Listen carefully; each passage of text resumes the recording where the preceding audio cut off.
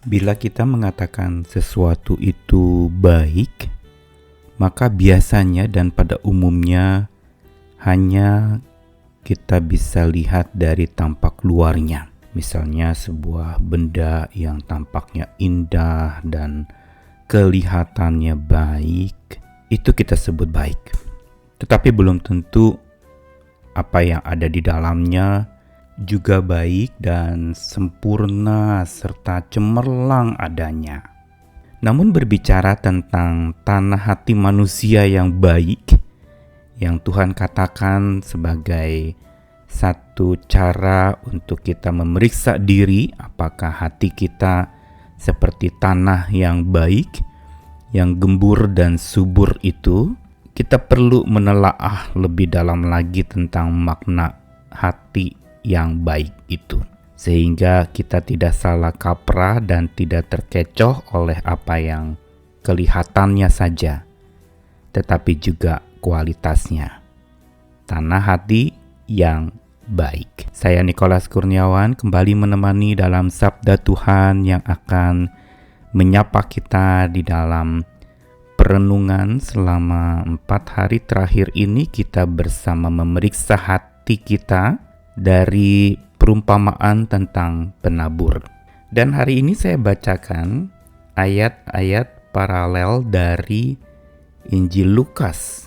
Senada dengan Matius 13, Lukas 8 juga berbicara tentang perumpamaan penabur. Ayat yang ke-8 dan yang ke-15. Dan sebagian benih itu jatuh di tanah yang baik, dan setelah tumbuh berbuah 100 kali lipat. Setelah berkata demikian, Yesus berseru, "Siapa yang mempunyai telinga untuk mendengar, hendaklah ia mendengar."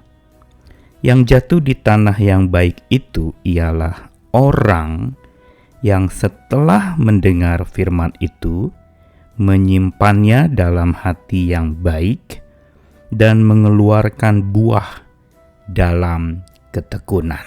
Ketika Yesus menceritakan perumpamaan ini juga di dalam Injil Lukas yang senada dengan Matius pasal 13 itu, Yesus sudah memaparkan dengan panjang lebar tentang kondisi hati manusia dalam meresponi sabda dan firman Tuhan itu.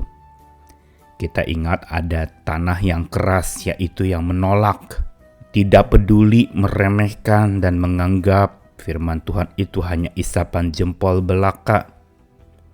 Lalu ada tanah yang berbatu-batu, tanah yang dangkal, kedangkalan hati yang tampaknya menerima firman Tuhan tetapi tidak berakar dan bertumbuh, seperti rumput-rumputan yang mudah dicabut begitu saja dan juga mudah kering ketika musim panas menerpa. Lalu yang ketiga adalah jenis tanah yang bersemak duri, yaitu ketika dihimpit oleh kekhawatiran dan jerat-jerat kekayaan selama hidup di dunia ini. Ketiga kualitas tanah yang sudah dipaparkan itu mau mengajak kita memeriksa apakah saya memiliki tanah-tanah hati yang demikian.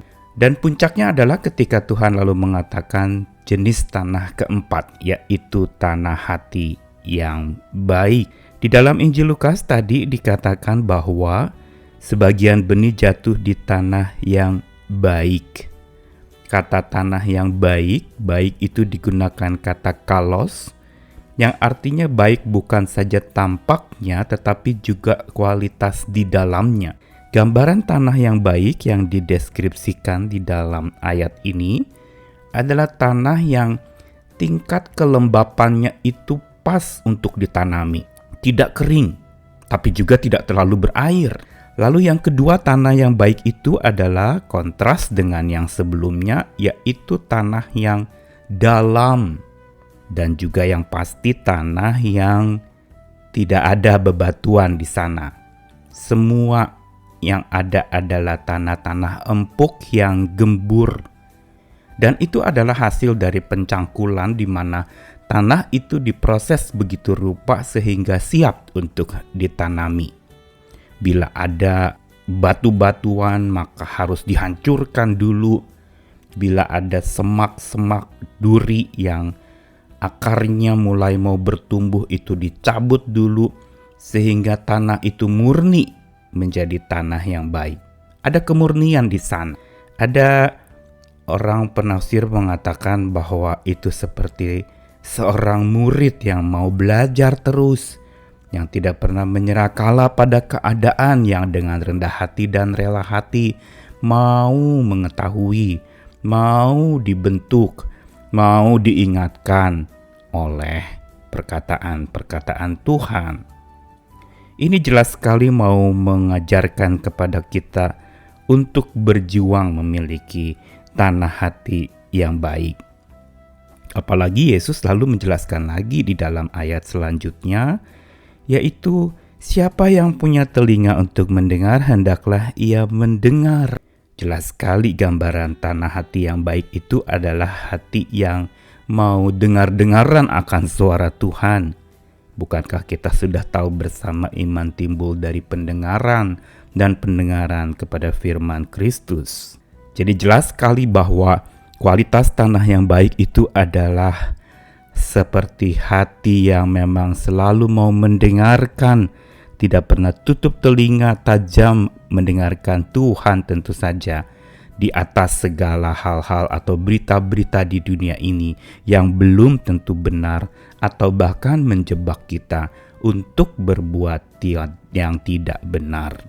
Dan dikatakan lagi bahwa benih yang jatuh di tanah baik itu adalah orang yang setelah mendengar firman itu, jadi bukan hanya mendengar saja, namun yang penting adalah apa yang terjadi setelah mendengarkannya, menyimpannya dalam hati yang baik.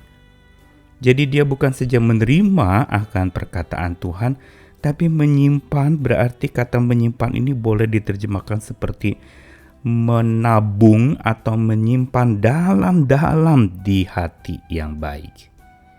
Bukan sekedar ditabur lalu kemudian hanya ada di permukaan saja, tetapi dia terhisap ke dalam dan menyerap ke bawah tanah itu untuk lalu kemudian siap disemai, lalu akar akan tumbuh, lalu kemudian tunasnya akan tumbuh, daun, dan terus dia akan makin bertumbuh.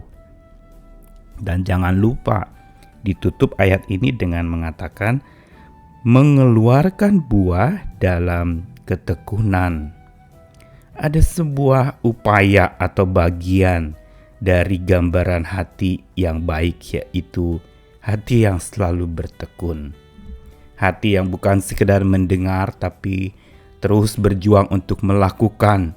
Tidak puas hanya sekedar dengar-dengaran saja, tapi juga berjuang dengan gigih. Apalagi di masa sulit ini kita sedang diajarkan dan kita sedang dipaksa untuk bisa menjadi pelaku-pelaku firman dan bukan hanya pendengar saja.